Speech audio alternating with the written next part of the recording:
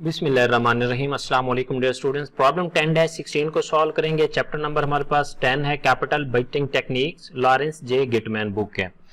तो स्टार्ट करते हैं जी। प्रॉब्लम 10-6 को बुक से रीड आउट करता हूँ, उसके बाद सॉल्व करते हैं। और चैनल पे नए हैं तो काइंडली चैनल को सब्सक्राइब करें ताकि हर नई आने वाली वीडियो आपको बर वक्त मिलती रहे। Billy and Mandy Johns have $25,000 to invest. ये दो लोग हैं, इनके पास $25,000 है। On average they do not make any investment that will not return at least 7.5% per year.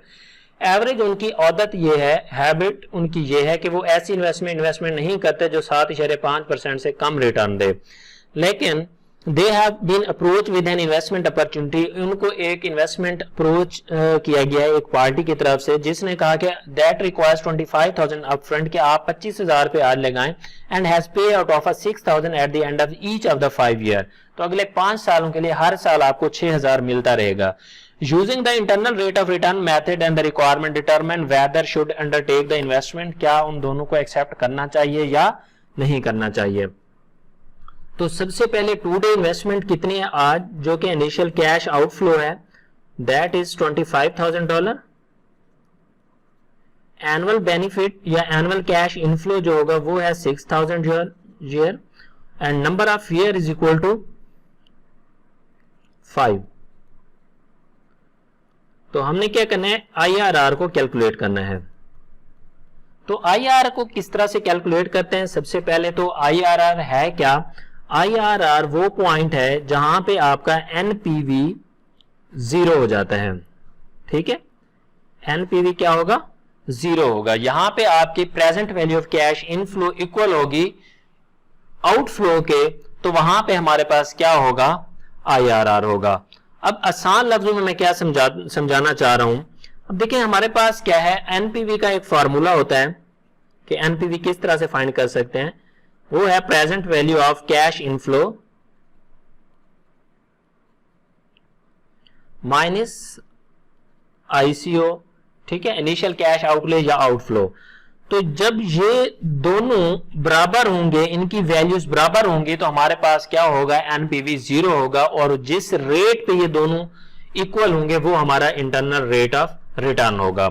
अब ICO तो हमारे पास गिवन है, तो इसका मतलब हमें जो यहां पे जो present value of cash inflow चाहिए वो भी कितनी होनी चाहिए, 25,000 होनी चाहिए। ठीक है, तो वो 25,000 के इक्वल करने के लिए हमें एक रेट अप्लाई करना पड़ेगा जिसको हम कहते हैं इंटरनल रेट ऑफ रिटर्न। कुछ सिचुएशन में एग्जैक्ट एक ही दफा रेट लगाएं तो वो हमारे पास 25,000 के इक्वल आ जाएगा। तो इसको कहते हैं हिट एंड ट्रायल मेथड। तो हिट एंड ट्रायल मेथड के तहत हम मुख्तलिफ रेट लगाएंगे, फिर उसमें से हम IRR फाइंड करेंगे। अब हिट एंड ट्रायल मेथड में सबसे पहले हम अज्यूम कर रहे हैं, ये अंदाजा लगाना होता है, तुक्का लगाना होता है कि अगर 6% रेट लगाते हैं तो क्या जो जहां पे जो कैश फ्लो आएगा यहां पे वो इस 25,000 के बराबर होगा, ज्यादा होगा या कम होगा। ये चीज एक्चुअली हमने जाननी है। तो फॉर्मूला लगाऊंगा, present value of annuity is equal to R into present value of interest factor for annuity IN। तो R कितना है, 6,000 एनुअल बेनिफिट है, present value of interest factor for annuity, interest rate 6%, number of years 5। 6,000, तो ये table में से factor देखेंगे 6% और 5 ईयर का, तो ये है हमारे पास 6% और यहां पे हमारे पास 5% का फैक्टर है। ठीक है, आप भी टेबल में देख सकते हैं। तो 4.212 आ रहा है, 4.212। इसको मल्टीप्लाई करेंगे तो हमारे पास वैल्यू होगी 25,272। ठीक है, अब हमें रिक्वायर्ड कितनी है, 25,000। ये क्या है, 25,000 से ज्यादा है। ठीक है, हमें इसके बराबर करने के लिए जब साथ ये 25,272 है तो हमें क्या करना पड़ेगा, इस रेट को थोड़ा बढ़ाना पड़ेगा ताकि वैल्यू कम आए। अब जरूरी नहीं है कि यहां पे एग्जैक्ट 25,000 ही आए। ठीक है, 25,000 एग्जैक्ट नहीं आएगा क्योंकि हमारे पास जो रेट का डिफरेंस है वो पॉइंट्स में भी हो सकता है, कुछ भी हो सकता है। लिहाजा एक वैल्यू हमने फाइंड करनी है 25,000 के करीब तरीन, उससे ऊपर हो कोई मसला नहीं, और एक वैल्यू ऐसी फाइंड करनी है जो 25,000 से कम लेकिन वो भी करीब तरीन हो।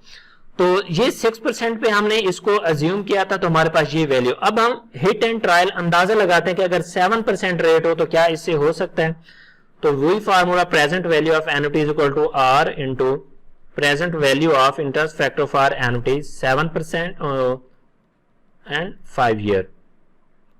तो आर है हमारे पास 6,000 into present value of interest factor of R annuity, sorry यहां पे हमने पहले आई एन, तो 7% और 5 ईयर। तो टेबल में फैक्टर देखेंगे 7% एंड 5 ईयर्स का। तो टेबल में फैक्टर देखें जी 7% और 5, ये है हमारे पास 7% और इसमें हमारे पास 5 ईयर ये है 4.100।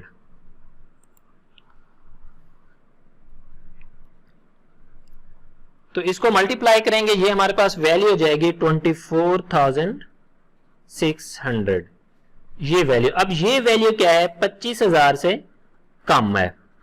तो इसका मतलब जो कि हमारा IRR है वो हमारा 6 और 7% के बराबर में है। जब भी IRR फाइंड करना हो, एक वैल्यू ICO के थोड़ी सी ज्यादा फाइंड करनी है और एक वैल्यू ICO से थोड़ी कम फाइंड करनी है। ये जैसे 24,600 थोड़ी सी कम है और ये 25,000 थोड़ी सी ज्यादा वैल्यू है। तो हम कह सकते हैं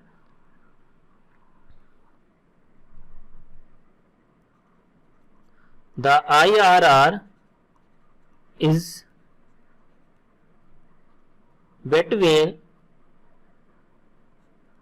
6-7%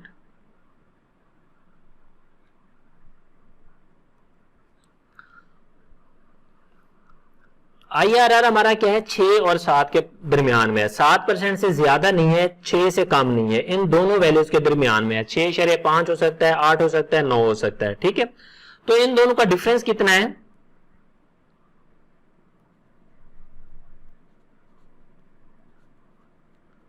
द डिफरेंस इज 1%, ठीक है। तो अब देखिए, इसको कहते हैं इंटरपोलेशन। इंटरपोलेशन टेक्निक हम इस्तेमाल करेंगे, सॉल्व करेंगे इसको।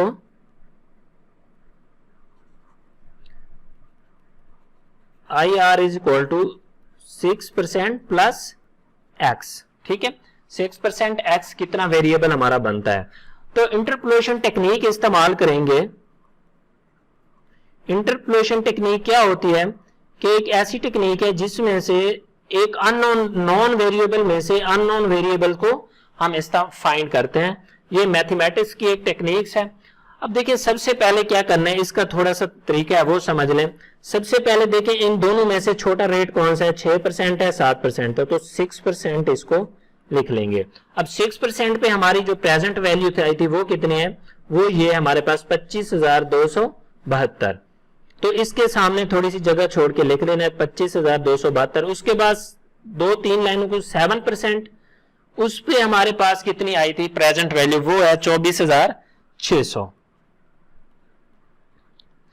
अब हमें चाहिए क्या, इन दोनों के दरमियान की वैल्यू चाहिए जो हमारा x होगा, x वेरिएबल होगा, और ये वो रेट होगा जिसके ऊपर हमारी NPV इक्वल टू 0 होगी, और हमें जो अमाउंट चाहिए वो कितनी बराबर चाहिए थी, 25,000 पे, ठीक है। सबसे पहले 6% की वैल्यू, फिर 7%, इन दोनों का वेरिएबल x फाइंड करना है क्योंकि IRR इन दोनों के दरमियान है। और कौन सी वैल्यू पे IRR आएगा, जो जब आपका कैश फ्लो 25,000 के बराबर होगा। तो इस तरह की स्टेटमेंट बना लेनी है। देखिए, इन दोनों का जो डिफरेंस है वो 1% है, मेन के 0.0, ये 1% 0.0 हो गया। इन दोनों का जो डिफरेंस है वो कितना है, वो है हमारे पास 672, और इन दोनों का डिफरेंस कितना है, वो है 272, ठीक है। ये एक तरीका कार है, ये मैं अपनी तरफ से कोई रट्टा नहीं लगाया हुआ, ये इस तरह से आप लोगों ने भी इसी को फॉलो करना है, ठीक है। तो सबसे पहले इन दोनों का डिफरेंस लेना है इस तरह से, फिर इन दोनों का डिफरेंस लेना है, फिर इन दोनों का लेना है। तो हमें यहां पे वैल्यू कौन सी चाहिए, x, ठीक है, x वैल्यू जो कि IRR हमारा होगा यहां पे।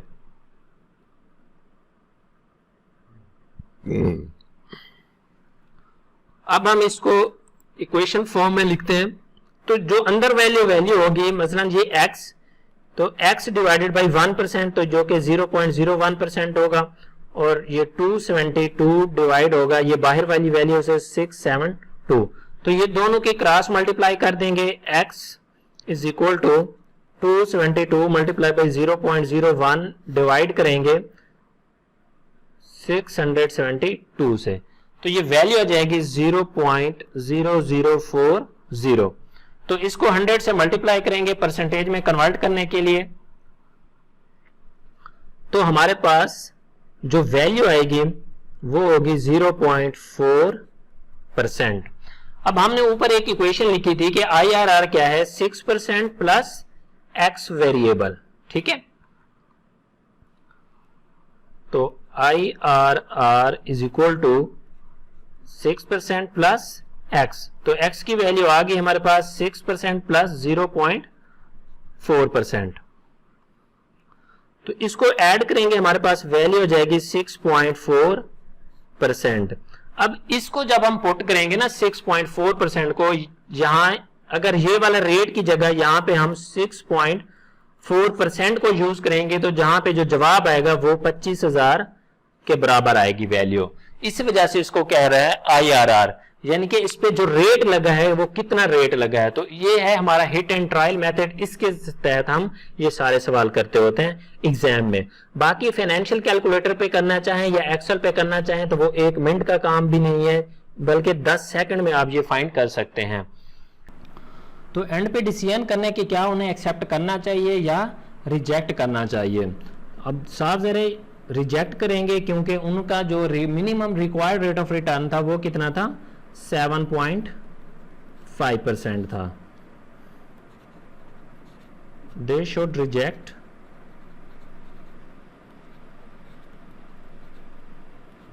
Project because IRR is less than